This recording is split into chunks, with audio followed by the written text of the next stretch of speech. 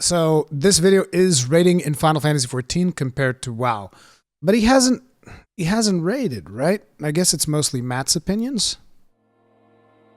Instance content, how raids function in Final Fantasy XIV's Matt's take, and the near crossovers. Ooh, the near raids. This is gonna be good. So I suppose let's do your thoughts on raids. Yep. So let's do it. Oh, right. This is going to be I guess I'll start with where I've done so far. Or actually, I'll start with what I haven't done, in fact. So, in terms of raids, I've not done Alexander, I've not done Omega, I've not done the Void Arc line, and I've not done Return to Ivalice.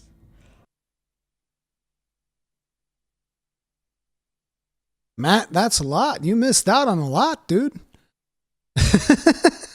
He missed out on so much. Come on, dude. Alexander is amazing. And the Omega raids? Friggin' awesome. Void Arc, I could take it or leave it. Ivalice, the quest. See, the problem with Ivalice is that quest, dude. That quest line, unless you absolutely have like a background in tactics in Final Fantasy XII, which I don't have at all, Ivalice is rough. It is rough. Can I turn up his audio a notch? It's maxed out. Oh, it actually is not maxed out. Sorry. It'll be up next. But like for someone who does not have that background in Final Fantasy, Ivalice, I feel, is really rough for a new player to get into. Because like there's almost nothing there besides the raids themselves, because you're going to be hearing about this grandiose story and you're just like, I don't know what to tell you, man. I don't know what to tell you. He did admit he basically powered through to 5.3. Yeah, that definitely seems like it. Yeah, Ivalice cutscenes are way too much. Yeah, that's my biggest complaint. And here's the thing. People don't have to play the game the same way I did it, but I would recommend that if you guys play through the game, what you would do is like, you get to the end of Realm Reborn, go do the Realm Reborn raids. See if you can get someone to run you through Coils of Bahamut. And if you can't, you can watch the Flames of Truth in the official Square Enix channel. They actually have the Flames of Truth there for players that have never seen it. So only when you finish Realm Reborn, though, you should watch Flames of Truth. If you can't do Bahamut. You should definitely do Crystal Raid. Actually, Crystal Raid is mandatory now, so I guess you have to do it. You can't really go through without doing Crystal Raid. And yeah, and then when you get to Heaven's Word, I would recommend that you do Alexander, because Alexander is friggin' awesome. And Void Arc, it's not really for me. I think it's all right, but I guess that was one of those raids that I did just because I want to see all the content, so sure, let's go do Void Arc, whatever. Then in Stormblood, Omega is awesome. I loved the Omega arc. Omega is friggin' sweet, so that I definitely recommend people do, which again I did when I got to the ending of Stormblood. Let's go do Omega. Then I also did the Ivalice raids. Whew. The raids themselves are awesome, but good God, the in-between quests were terrible, in my opinion. And then finally, when you get to Shadowbringers, obviously do all of the stuff that there is to do there.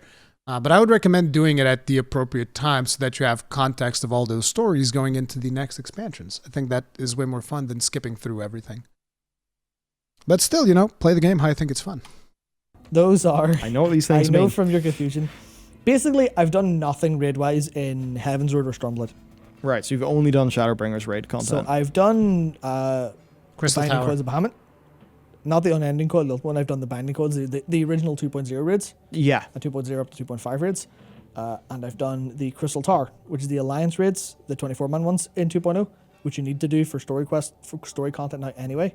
They should make the Binding Coils of Bahamut actually required, but I'll explain that in a little bit. And I've done... have I done everything in Shadowbringers? I've done everything in Shadowbringers, just not on Extreme or Savage. But I've done all the normal difficulty stuff. As of the night before? As of the night before when I did Diamond Weapon. So I've done all of that stuff on Diamond normal. Weapon. What are... Just to explain... What are the difficulty levels of a raid in this game? So there are 3 types of raid. There are trials, Okay. which are usually against single bosses in very, very big story moments. And usually Gotcha. like singular in sort of nature. So it's a trial is, just this, here's a boss, whatever. There's raids, which is usually, you still do them one boss at a time, As like, for example, E1, E2, E3. So you wouldn't queue up for, I assume E means Eden? Yeah. Right, so you wouldn't queue up for Eden and then be in an Eden run doing all of it. You would queue up for a specific Eden boss. Yes. Yeah. Okay, and then when your queue pops, you teleport in to like, what, just before that boss? You teleport into that boss arena. Okay, and is there trash between these bosses? No. Not in normal raids, as they're called. There is in Heaven's Word. In Heaven's Word, there's a little bit of trash on the Alexander raids, but it's negligible. You just you destroy through it. It's not really a thing. And after that, they remove that mechanic. There is now only trash and raiding content in Alliance raids, if I'm not mistaken. So stuff like the Near raids, the Void Ark, the Crystal Tower. Which one's the other one? Evilus. Just raids. There's no trash. It's Wow. literally queue in, fight the boss, out you go. It's Huh. really, really it's really heavy instance sort of feeling in a way, but it vibes with general gameplay a little bit more. Gotcha. As far as I feel anyway, currently playing it, I've not really felt much of the downsides. And then there's Alliance raids. Oh, those are 8-man, by the way. Yeah, The- so we've the got trials and our normal raids are trials and 8-man. normals, which are 8-man. Yeah, single bosses. And yeah, so a trial is basically like a one-shot thing, like say Onyxia, like a one-shot boss raid. Yes. I don't mean one-shot as in clear, just one boss to kill. So that's what a trial is, and then a raid, just called a raid, Yep. is There you go. There's your raid right now. Boom. Hero Wars. just like 8-man, but the core difference between WoW is you don't have trash. Yeah, And it's not you like a big instance or anything. It's Yeah. just you zone in, fight the boss, done. You zone in, you fight the boss, and in terms of difficulty levels, while it is something you can queue for, it is more analogous to normal mode difficulty in WoW than LFR difficulty.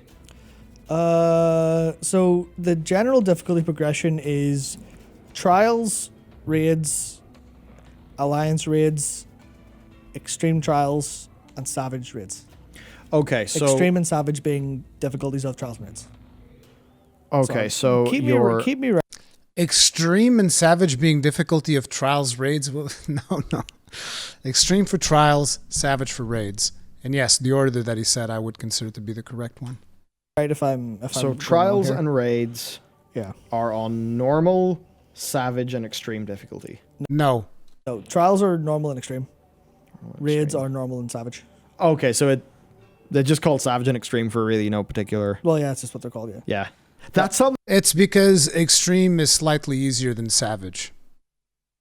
And I would argue that the normal difficulty raids of Final Fantasy XIV, difficulty-wise, they would be heroic raids in World of Warcraft. I think it's definitely they have a lot of names for things, and that can be overwhelming in this and game. the closest thing to I see people talking about the there's also Ultimate, which is the hardest difficulty stuff that's completely purely bragging rights in a sense, and I don't know if because there's I've not done any of them. I think there's only 3 of them in existence at the minute, which is Okay. there's not very many, but they're pretty rare and they're completely nuts. They're their own raid. They're not like a hard difficulty. They're very, very interesting. That's the ultimate. Yeah, Ultimate, yeah. Okay. Yeah, so that's like the Unending Coil of Bahamut Is an ultimate. is an Ultimate, yeah. It's not another difficulty boss, it's a completely different. Right. So Boss. you've got trials, you've got raids, and then ultimates are they resemble trials and raids, but they're their own Yes. unique type of content that's just Yes. super, super hard shit. Yep. Gotcha. Yeah. And then Is there anything beyond Savage? Or Extreme? Ultimate is Beyond Savage, that's it. Okay, but not within the same. So No. you can't do an Ultimate Eden. No. Okay. No, there's no Ultimate Eden. Okay, so that actually seems quite simple then. There's only 2 difficulty modes per type of content, unless it's an ultimate, in which case it's only an ultimate. Then there's Alliance raids, which have 1 level difficulty only, which are more akin to regular WoW raids, but a bit smaller. They're the 24-man ones that consist of 3 8-man groups. Right. And they are a little bit more, you're in here for a while, not a long time. It's like 45 minutes. You're killing between 3 and 6 bosses because it varies depending on what expansion or whatnot. And how much trash is there in an Alliance raid? Minimal. Okay. There's some, but they're mini bosses more than trash. So it's basically not really trash in this game. There's almost no trash in this game. That's crazy. It's incredible. Yeah, there's no trash. I just think it's funny to consider if you take that out of the context of this being an MMO game and you just say there's no trash in this game. It's just a good game. There's no trash in it. Some people might not be aware of what trash actually means. It's trash mobs, for those of you that don't know. Trash mobs like smaller minions. There's very little of that in Final Fantasy XIV raids, whereas World of Warcraft will, you'll have a raid, there's a bunch of trash before you get to the raid. So yeah. Incredible for how... I cannot think of a WoW raid night where I've been glad there's been trash. Yeah. And the developers have continually told me that I should be happy about the pacing that the trash gives me. Mm-hmm. Yeah. But no, I enjoyed Trial of the Crusader. I didn't do Grand Crusader. Oh no! Why would you say that? That's like the worst raid in World of Warcraft. Ugh. Disgusting. Yeah. Trial of the Crusader. Yes.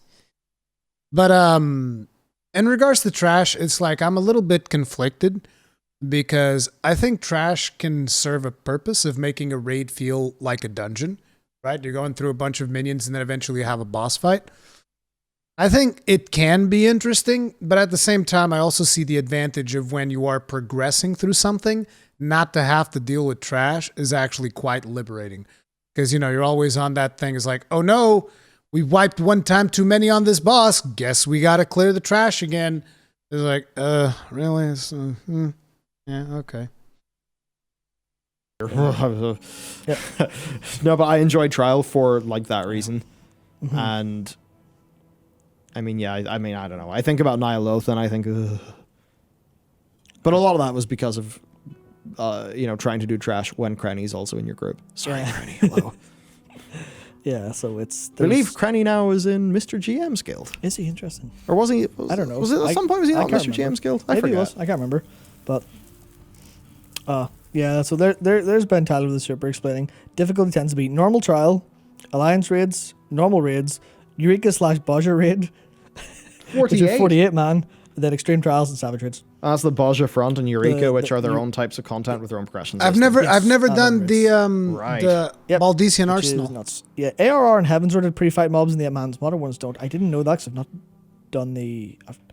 the 8-mans in A Realm Reborn? Yes, yeah. Yeah, there's a slight amount of trash. But now there's kind of... I'm basically going mostly off the Eden and Nier stuff because those are the most modern ones and what I expect going forward. And they are such beautiful experiences in terms of how they're paced. Yeah. Like the Tower of Paradigm's Breach, the final Nier raid, the Yorha Dark Apocalypse questline raid. Wait, why did they call that the Nier raid? Because it's a crossover with Nier. So it literally is a crossover with Nier. Oh, literally, there are Nier automata characters and designs and it's canon. It's canon to Nier lore. Just in case you guys don't know, this is not just like a random crossover. This shit is canon lore for Nier. Okay? Enemies and everything. And how do they make that not break the world in the immersion? Because it's sort of... Or is it just basically, fuck you, Nier's cool, we put it in our game, enjoy it? It does slightly break the game in a very slight sense, but they also kind of have some mechanics that tie in, so you go, that's fine. Okay. Whatever. I mean, hey, if it works, it works. Yeah, and I guess, you're a big fan of Nier. Also, it's canon and canon in Nier.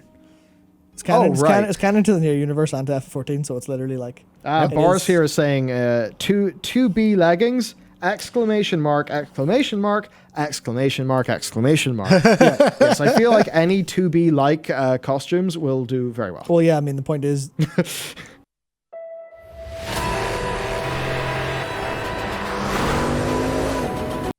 In these raids, you get a crate that is full 2B costume.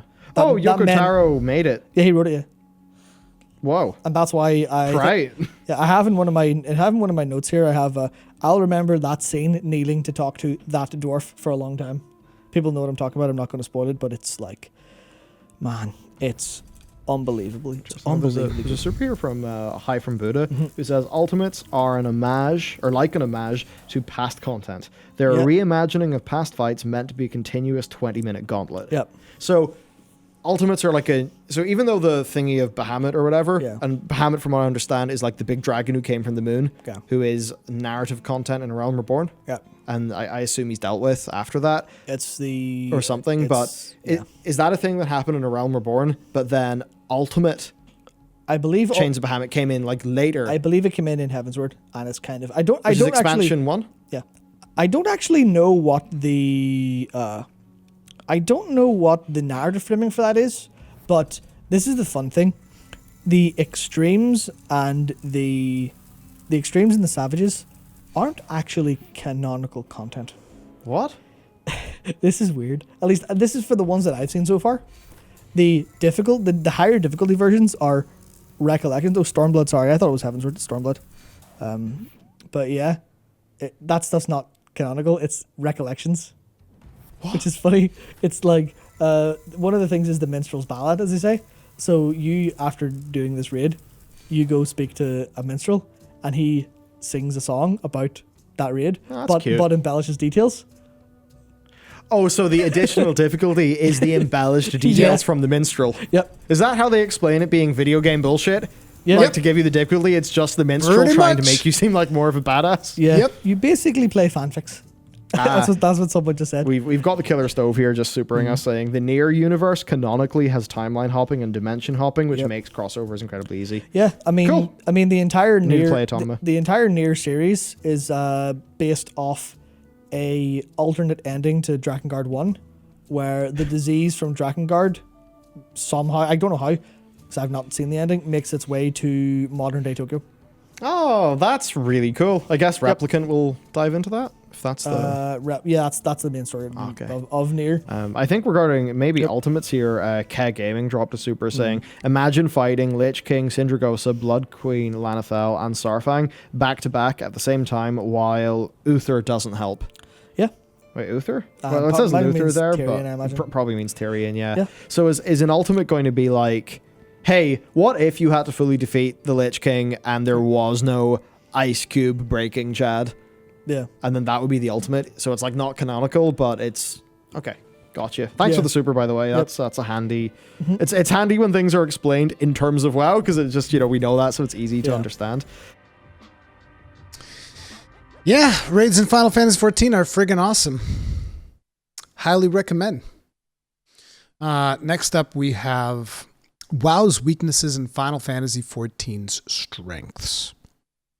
It's a pretty short one. Kind of feel like this video should be like 3 hours long if we're going to be talking about WoW's weaknesses.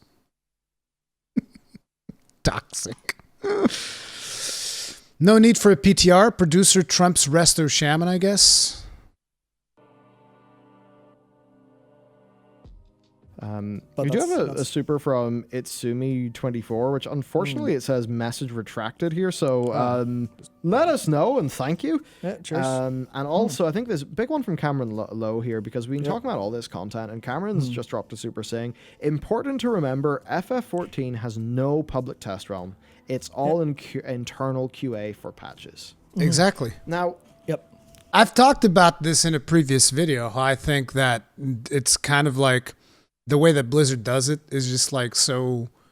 It's beyond me how this is even accepted by the community at this point, but basically they just get their top rating guilds to go test the stuff for them. They're like, hey guys, come test this stuff, because they themselves most of the times can't even clear, the Blizzard team most of the times can't even clear their own raid content because they don't actually play the game. So they'll go in there with like pumped up stats and whatnot to allow them to basically just trounce through these bosses to see how the mechanics go and all that stuff, which I think is tremendously ridiculous, but it is what it is. Whereas in the Final Fantasy XIV space, it's like, nope, no PTR, here's the raid, we already tested it, we know that it works, and go have fun. And not to mention that you basically get spoiled to the encounters.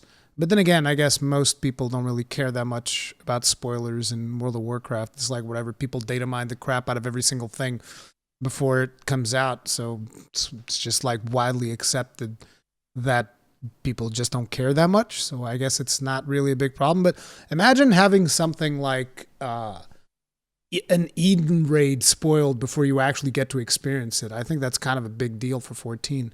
So I'm happy that they do their own internal testing and just release the stuff to us, as opposed to asking, guilds to go there and fight things for them. There is more money in World of Warcraft than Final Fantasy XIV. Like, I'm fairly sure that at no point has FF14 been above World of Warcraft and, say, back when Super Data In terms existed, of budget. Super Data's monthly revenue estimates in gaming. I don't remember seeing it on that chart. Yeah. So, how is it? And I'm saying this trying to set you up, but I think I know what you're going to say. Yeah. But it's, how is it that them, as a smaller MMO, less resources to go around, etc., etc., are able to do entirely their own QA, not have any public test realm? How is it that that is possible? And are there any notable downsides of that direction that people actually experience? Like, is content buggy in this game when it comes out? Is, all of those things, like, are there odd design decisions the players would have caught if there had been a PTR? What is it like? We don't do that here. Like, I actually don't really know very much about this historically. I have never heard anything about them being particularly buggy at launch. I honestly believe it is down to, I see people saying like it's a few bugs, balance issues, like there's Japanese integrity, Japanese work culture, Japanese pride. You know what I think it is more than anything else? I think it's Yoshi P. And I don't mean this to be like, oh, he's okay. It's not just Yoshi P. They have a passionate team. I think it's just developers that actually enjoy playing their game, so they actually test the content before they release it. But the thing is, I think most World of Warcraft developers, they look at testing their game as work. It's like, yeah, sure, I'll go test that raid, whatever. I guess I have to. You fucked up this mechanic again. Fuck, dude, they still haven't fixed this. Oh, no. Whereas in 14, it's more like, oh, dude, I can't wait to see what the teams come up with. Let's go! He's leading his team perfectly. I actually mean he's a producer. He's a producer first, director second. right. That's where he came from. I can't remember exactly what he was doing on Dragon Quest, but like it's his life's work to make FF14, and he's a producer by nature. Yeah. So I imagine he's actually just working himself because that man has aged. Into dust. That man has aged 40 years looking in like 10 years. It's nuts. Ah, right. But that man works The himself. Obama effect. Yeah, he works himself into oblivion, and like I think it's just production. Yeah, well, we got like Mr. one of our members here saying not much bugs, hot fixes come relatively fast too. Yeah. Yeah. Well, cool. Yep. Seems like WoW has loads of bugs and design quirks, but hotfixes come slow. Yeah, it's like I seem to remember there was this one time there was some important bug, whatever, that slipped through a patch, and it was, I think 1 week later, it was instantly patched out during the weekly maintenance. They extended the usual weekly maintenance where they reboot servers during like, weird hours in the AMs, which is like every Tuesday. And then just like during that period, they're just like, oh yeah, we fixed this problem. It's like, that's what that is there for. Whereas Blizzard, they'll leave a bug to fester and linger in their code for like fucking months on end until they're like, hey, we fixed it. I guess. Why? Because I think there's production problems. Like the documentary about 1.0 is probably a very good thing to look at, because as far as I recall, 1.0 was just run by a bunch of morons, essentially. Like I saw someone earlier say, I can't remember what the context was, but they, what do you call it? You couldn't jump in 1.0 because the ex-producer said you didn't need to in an MMO. This Also, is there's true. no auto attack. I Weird game 1.0 sequel. I only played it for a couple minutes and I hated it. Yeah. But it saved me so much money in the long run with the legacy sub. I enjoyed the no clip doc in that. We got Mugatu Yep. saying the internal testing is very good and Yoshida is actually good at the game, maybe good at the game, so they know what they're doing, unlike some Resto Shaman players. Yeah. Well, I think that bit at the end is a swipe at Ian, because Ian's main is a Resto Shaman. People really like armoring Grogthog, Yeah, I think is the yeah. character name. Yep. But it's the sort of thing, like, Ian's probably played all those dungeons, all those raids multiple times in a way where the armory will never pick it up because he did it internally. Yeah. Because, it's just that sort of thing. But that's interesting. Yeah, I don't think it's anything really to do with an individual resto shaman, but I certainly think maybe I don't know. Maybe FF has got their production is better set up to allow for QA and things like that to be good. Maybe they have more QA staff or something like that. Yeah. I mean, I do remember on QA somebody they I don't know if it's a leak, maybe it's a leak, but they dropped us a line anyway. How much can you remember? It was the QA tester person. Oh, but basically, I can't remember. It was not good money per hour, especially considering the living expenses of the area. Yeah. It was like shocking considering the living expenses of the area for Activision Blizzard, with mandatory overtime being a part of their contract. And it's like we always talk about, Blizzard, why don't you pay people? Record profit years and you don't fucking pay people. You don't pay one of the most important departments. Like, the industry as a whole just has no respect for QA. Like, I think that this industry has very little respect for QA. They just see QA people as like, oh, you just want me to pay you money so that you can play video games? Oh, fuck that. You're having fun. Like, what the fuck should I pay you? You're just having fun. That's what this industry sees as QA. And this is why you see games come out fucking broken. Because they don't pay their fucking people. Like, what the fuck? I bet that some of these developers go like, not developers, some of these publishers go like, dude, I can have my kids test this game at my house for free. I don't need QA people. My son, he's my QA lead. He'll test the shit out of this game. It's not even a problem. It's like, really? These fucking companies, dude. Yeah, Rui, why should I pay you for playing games on Twitch? Exactly, Mistral. That's what these companies think. There's like, why should I pay you to play video games? What the fuck? You want to get paid? Learn the code. I used to be a QA in Microsoft Games Division, didn't pay well. Not surprised, Extra Onions. This industry has no respect for QA. Like, they have no respect for QA. And that is one of the biggest problems in the gaming industry right now. It's just not reasonable. I was like, well, Jesus Christ, like, that's it. Not that I can bring that up and pretend, and not think about Japanese work culture. Oh yeah, that's deeply a problem. I mean, that's something that I probably will address if we get down to the Soken segment of this document, because we need to find the izakaya.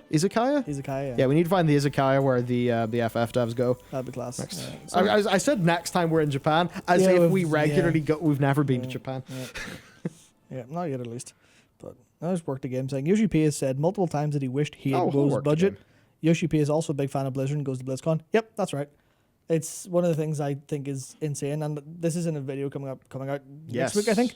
But like, the whole point of like 2.0 was Yoshi P went, right, everyone's playing WoW. That's the game we're looking for. Like, that's what we want to do. And they went and played, it was like Cataclysm and Mists at the time when they're making 2.0. And they came out with 2.0, was, good, but they've just had this line of progression to Shadowbringers, and WoW's not had the same curve of improvement. But it's a case of, it's literally like Yoshi P is just, if you put MMO into human form, it would either be Asmongold or Yoshi P. Basically. Okay, so we need an Asmongold, Yoshi P, Voltron. Yeah, absolutely. That's it. Almost definitely. Oh man, yeah. Oh man, I'm thinking just because we have loads of FF supers here, tons of them. it probably makes sense to pause the community stuff, part of the news. And again. I think it makes sense. You know what I mean, though. Every bastard, but yeah. I do think we will get to it because we are at least going to cover another hour, so we can get the cliff notes of that. The Venruki Holinka interview. Yeah, absolutely. Oh, Minstrel is also Yoshi P's own NPC. Yeah, it's a self-insert. That's interesting. Yeah, it's literally his NPC. Oh man. That's the kind of stuff that's just funny as hell. Like, 1 second. You have dropped so many super chats, my dudes, that I can actually barely parse through to work out where we are.